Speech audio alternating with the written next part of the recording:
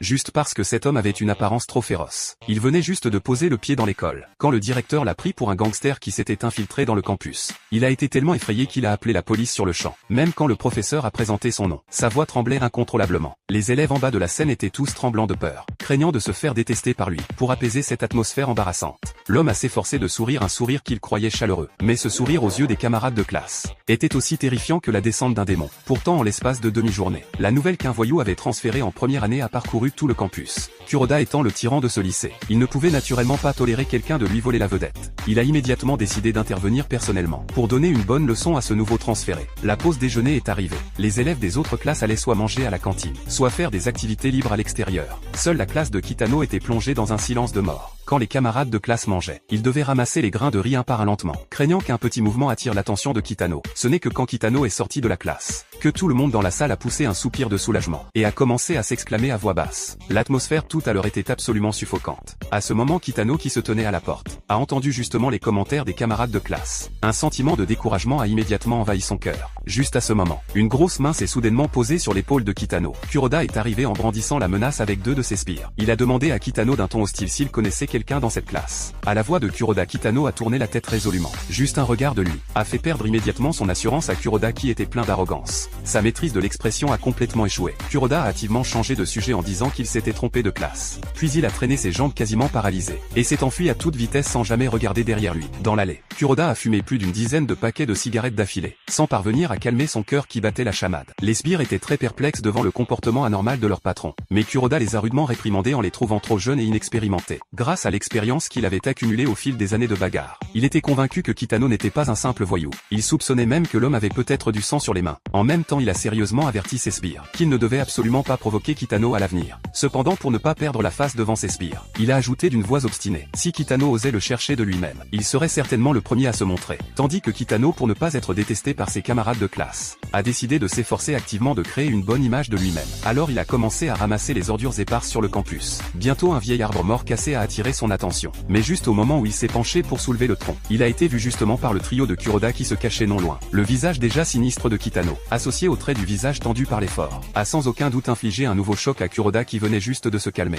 À ses yeux, la posture de Kitano n'avait rien à voir avec le fait de déplacer un arbre, mais plutôt celle de quelqu'un qui portait une arme pour se battre à mort contre lui. Mais en réalité, Kitano était lui aussi terrifié à l'intérieur. Malheureusement, le vieil arbre était trop lourd. Il venait juste d'exercer une force. Quand il a perdu l'équilibre sous ses pieds, il a même emporté le tronc et se précipité directement vers le trio de Kuroda. Kuroda n'avait jamais vu quelqu'un se battre en portant un tronc d'arbre. Il a été instantanément terrorisé.